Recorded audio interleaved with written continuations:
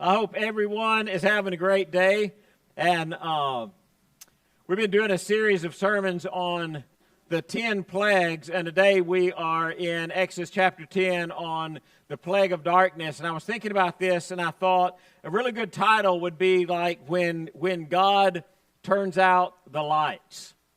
In July of 1999, John F. Kennedy Jr. was flying a small plane at night over the Atlantic Ocean. Weather appeared like it was fine, but in the darkness, there was something that was created that pilots fear. It's called the black hole environment. Suddenly, the horizon and the blackness and the sky and the sea all blended together in this single sheet of darkness. There's no city lights. There's no shoreline. There's no kind of visible horizon in any way. And in those instances, evidently, pilots become very disoriented. The body starts to send false signals. You think you are level when you're not, or that you're not turning when you are turning, and the inner ear can create the sensation that the aircraft is flying normally, even when it's maybe descending or ascending or turning in a direction. Everything feels normal, but the plane is just drifting off course. Investigators later determined Kennedy crashed his plane, perished in that, but he became spatially disoriented. And within moments, that plane just descended and crashed into the ocean. I mean, the engine had power, the controls all worked. There wasn't anything physically wrong with the plane. The problem was just disorientation.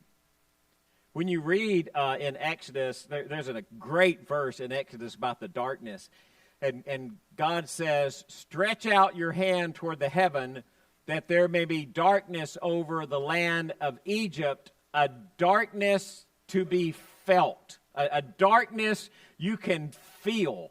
Have you ever been in a darkness? I mean, it is so incredibly dark. You just kind of you can feel the darkness.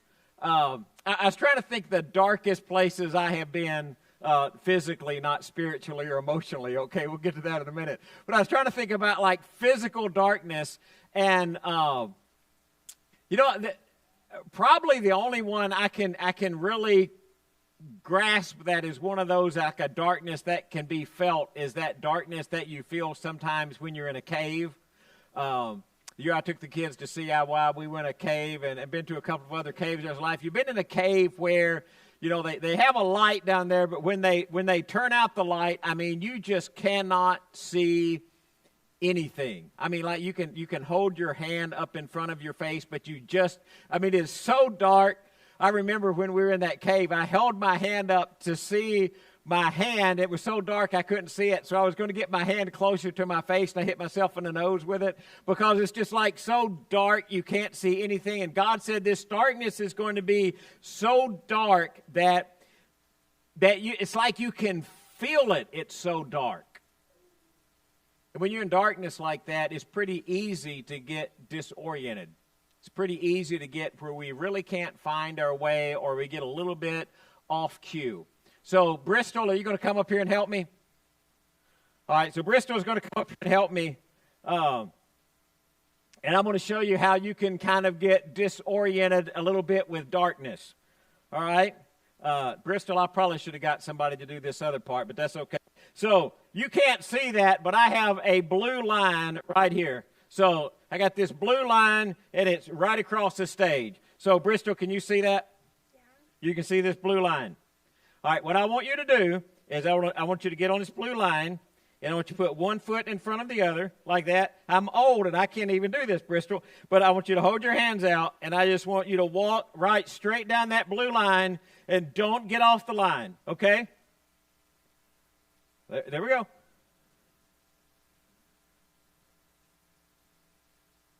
Do you see how well she did that? Did that really well. Come here, Bristol. Now, can you see out of that? You sure? You can't see anything. It's dark. You sure you can't see? I don't want you cheating. You can't see anything. It's really dark in there, right? Right? Can you see my hand? How many fingers am I holding up? How about now? Okay. All right. So we're doing good. All right. So let's come back down here. All right. I'm going to get you ready. All right. Now, I want you to walk down that blue line just like you did before.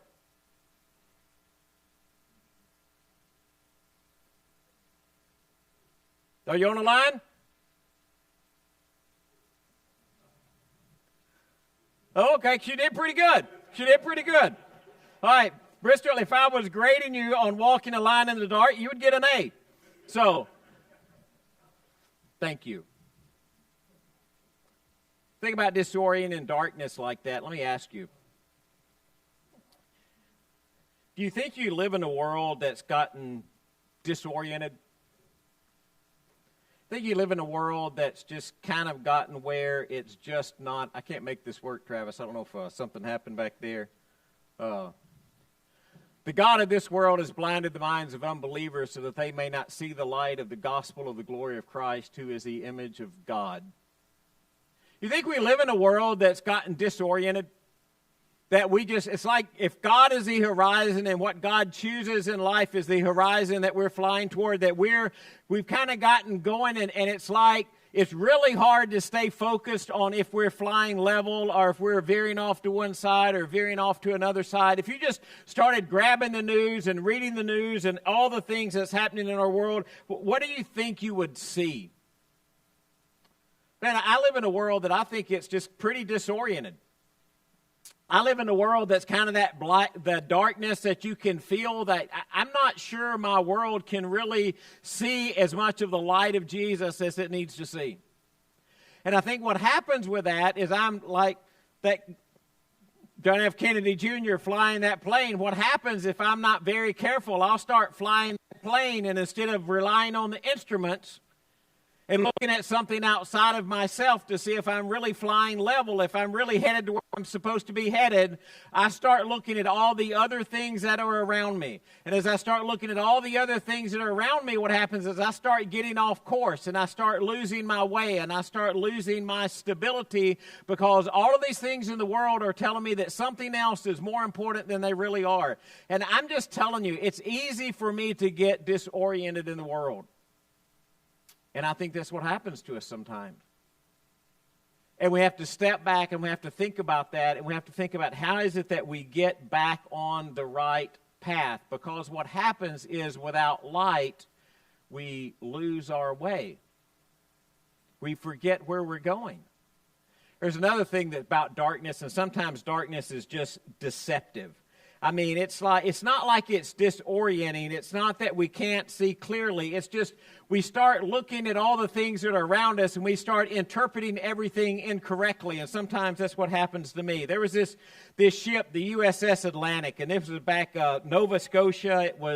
I think it was in the 1800s. I really don't remember. I just remember reading about this one time. I didn't research it that deeply, but they're sailing in the night. It's a really dark, black night, and they see a light. So the captain of the ship sees the light, and he says, well, that light is the entrance to the harbor, because they had a light where you would enter the harbor. So he's looking at that light, and he thinks that light is the entrance to the harbor, but instead that light is actually the light of a lighthouse that's warning him not to get too close to the light, because he would run onto the rocks and he would sink his ship. So guess what he did?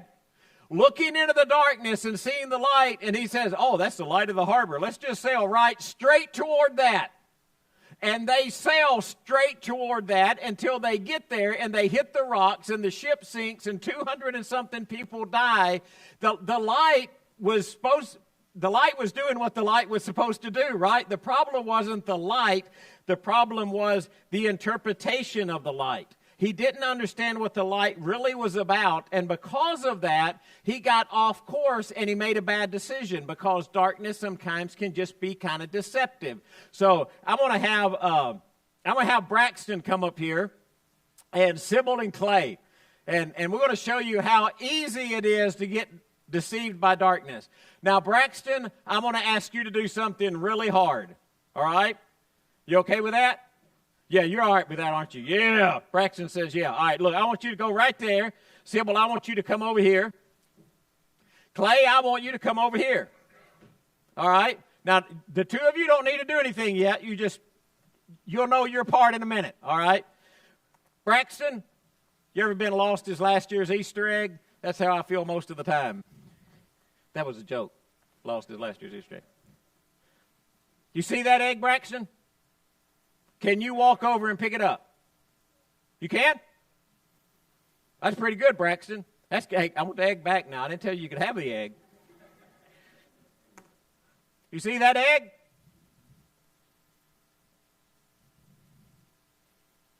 Turn right here, Braxton. Let me get this on here good. All right, if you can't breathe, shake your head, all right? I'm going to put this on so tight you can't breathe out of your nose. I'm not really going to do that, Braxton. No. Can you breathe? You can? Can you see? You can't? How many fingers am I holding up? How many fingers am I holding up? 5? Okay, how many fingers am I holding up now? 4? Am I holding it up with the right hand or left hand? Okay, all right. Now, Braxton, here's what I want you to do. Wait a minute. We got to spin you around good first. All right? Really good. Really good. Know your part, Clay? All right. Braxton, here's what's going to happen. You ready? You're going to hear some voices, and those voices are going to help you find the egg. Are you ready? You ready? You ready, Sybil? You ready, Clay? All right. Can you see the egg, Braxton? No, you can't see it. You sure you can't see it? Let me look under there. You sure you can't see underneath there? Let's pull that down a little bit. Make sure you can't see. All right. All right, you can't see me? You sure? All right, Braxton, here. Okay, I don't think he can see me. All right, Braxton, go find the egg. Hey, now wait a minute. Clay and Sybil is going to tell you how to find it.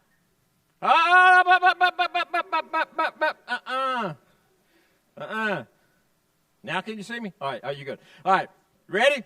Listen to Clay and Sybil. Y'all got to yell that or I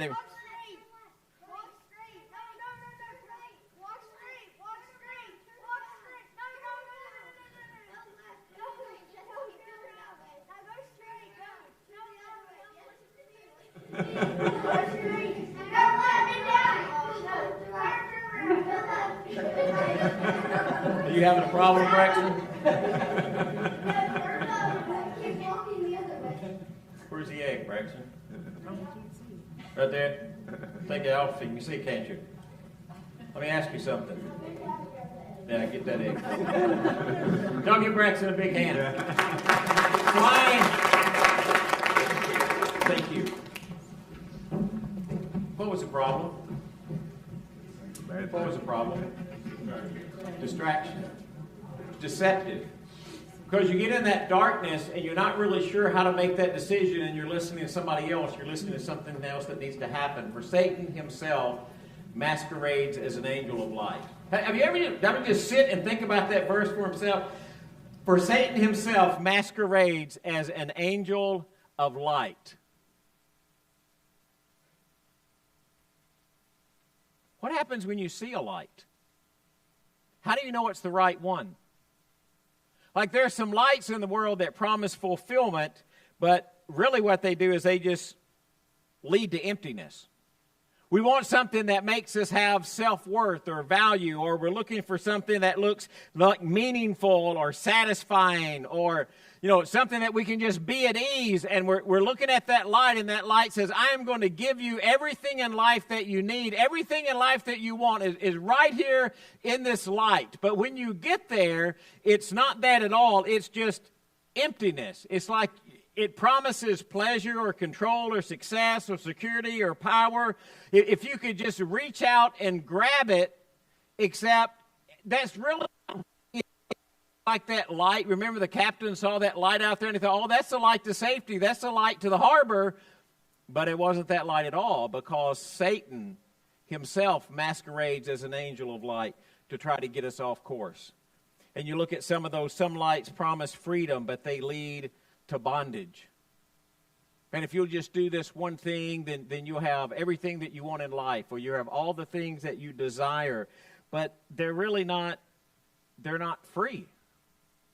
You know, slavery, sin usually never comes along and says, if you'll just go down this path with me, I'll lead you into slavery and I'll ruin your life and I'll make you miserable. So, sin always presents itself through Satan as something that's really going to bring you something really good.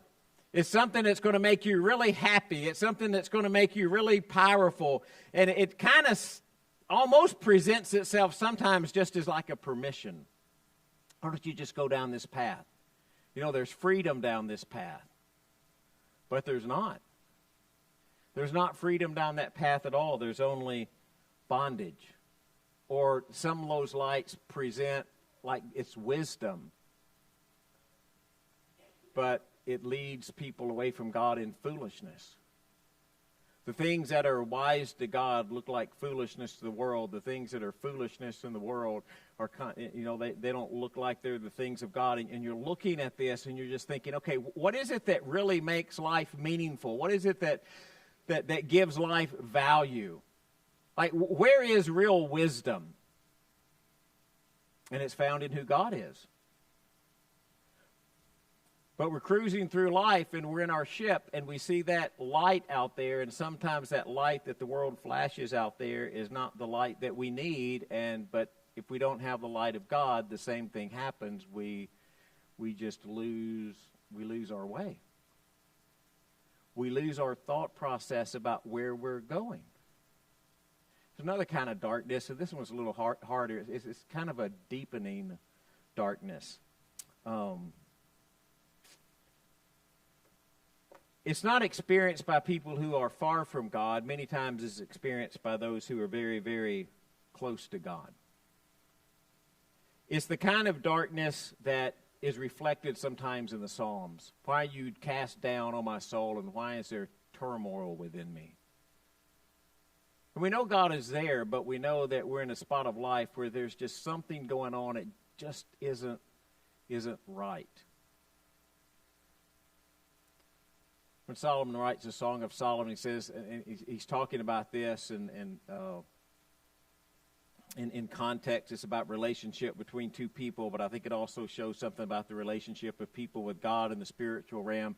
It says, by night on my bed I sought him whom my soul loves. I sought him, but I did not find him. Have you ever had those moments where you're just really crying out to God, just asking God, where are you? You know, I used to feel this way, but I don't feel this way anymore. I used to I could kind of sense a presence, but I just really can't sense the presence anymore. I'm praying, God, but I'm really not sure that you're listening to me. And it's about the darkness that sometimes our soul can have, and it's not necessarily a bad darkness, it's just a deepening darkness. It's interesting to me when you read about Moses getting the Ten Commandments, and I think sometimes we read over this. The people stood far off, and Moses draws near to God. But when Moses draws near to God, he walks into the thick darkness. I mean, how would you feel about that? Like, you know you're supposed to go up on the mountain. You know you're going up there to meet God, but there is this thick darkness that you need to walk through to get where God is. And if you're much like me, you really don't like walking through thick darkness. And sometimes spiritually, what seems very, very easy to do sometimes becomes a little more difficult. So Holly's going to come up here and show you what this is like. So,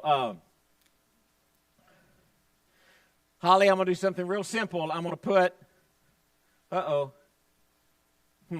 erase it with that before I put it over your eyes. About that. All right, so I'll do it this way. That way I won't have to erase it. You see that line? That's supposed to be a straight line, but it's not very good, is it? This is why I was not very good in art class. I don't draw straight lines very well. In fact, they didn't, I don't know that I ever took art class. I don't draw lines so well. Holly, here's what I want you to do. On this line, or you want to write on this one first? Let's write on this one first. I want you to write your name on that line.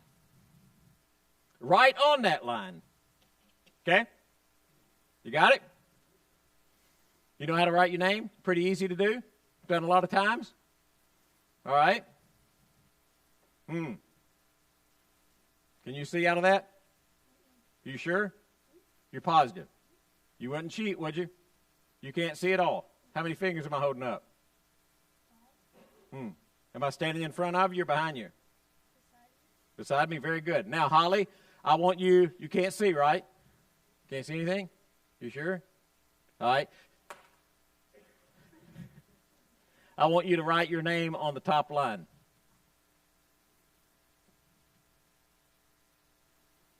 Pretty impressive. Pretty impressive. All right, you did well. Not great, but you did well. You did well. Why was it harder the second time? Couldn't see anything. But this is real easy, right? That's not bad. That's not bad. I'd give you an A for that, but I don't get to grade anything. Thank you very much.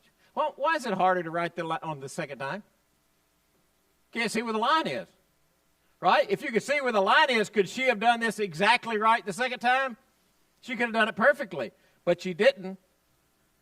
Now, she actually did much better than I expected her to do. So,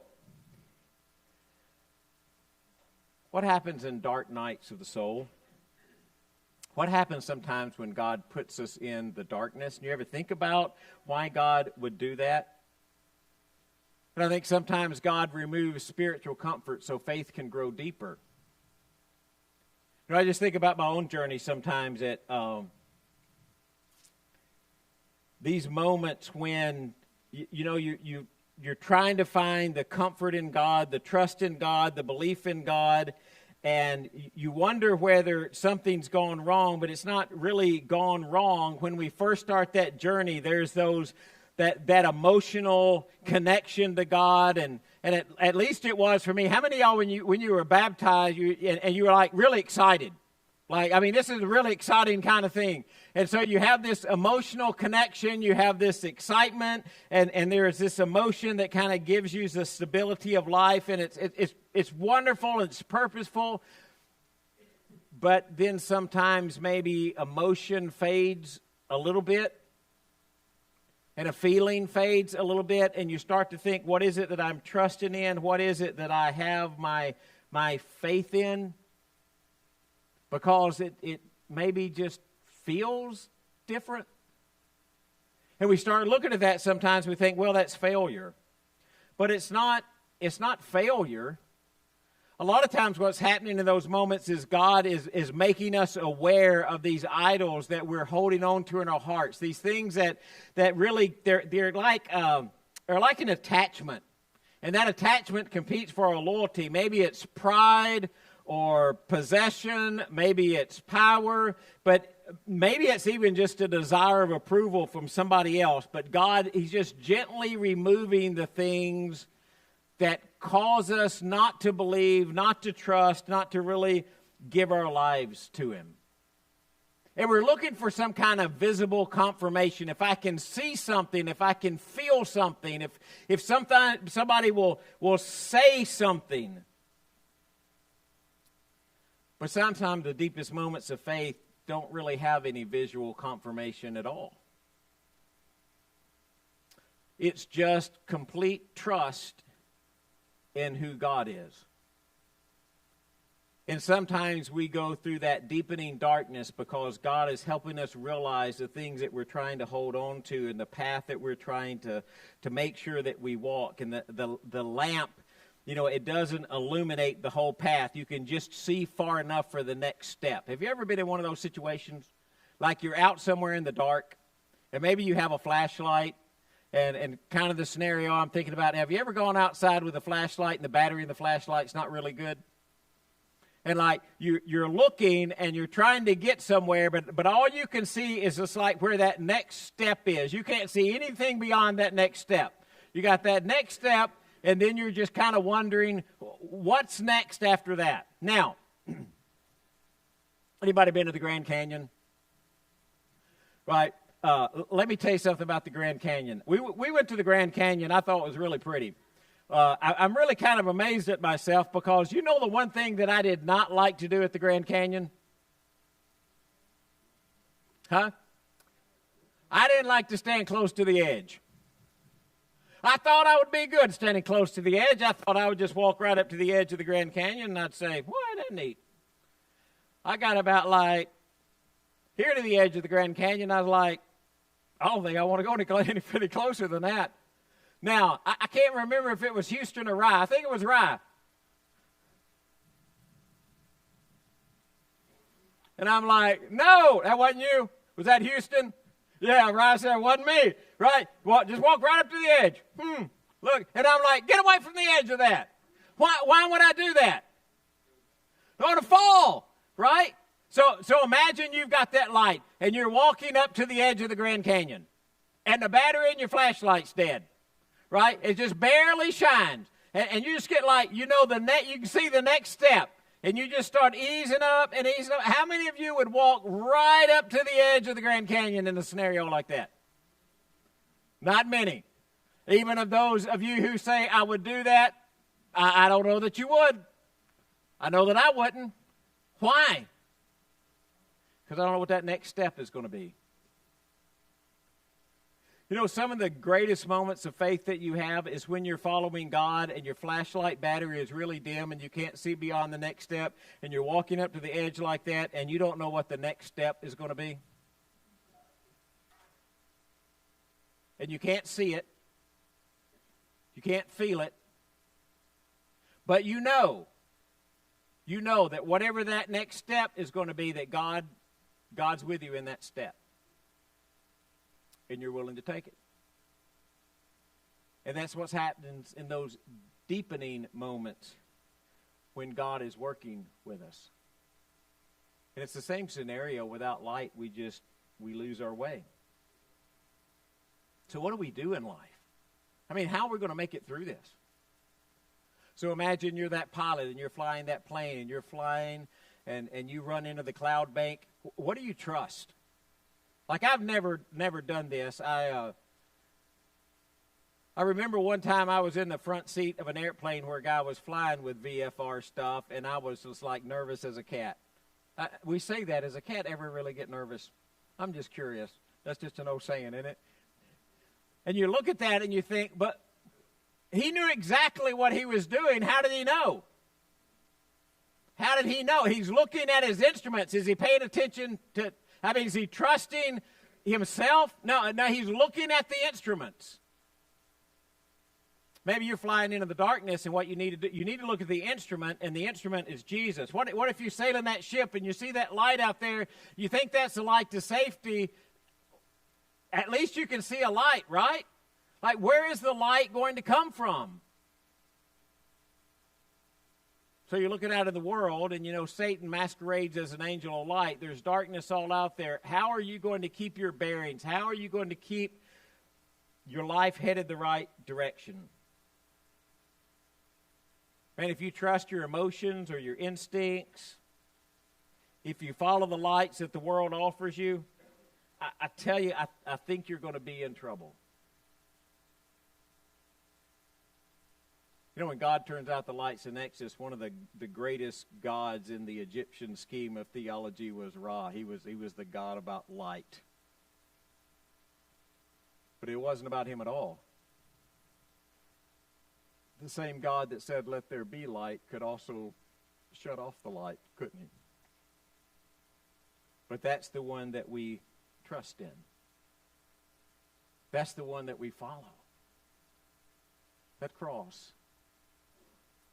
Where Jesus, the light of the world, would give his life for us.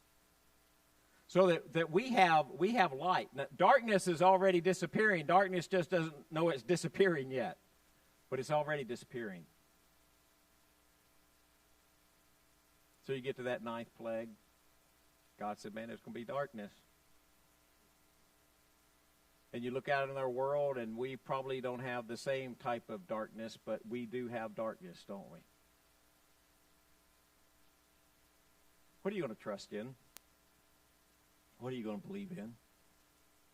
When Jesus says, I am the light of the world, he shows you what is true, and he shows you what is right. And all I'm asking you this morning as you head into the darkness, sometimes the darkness of our world, is that you look to Jesus and know that that is where truth is.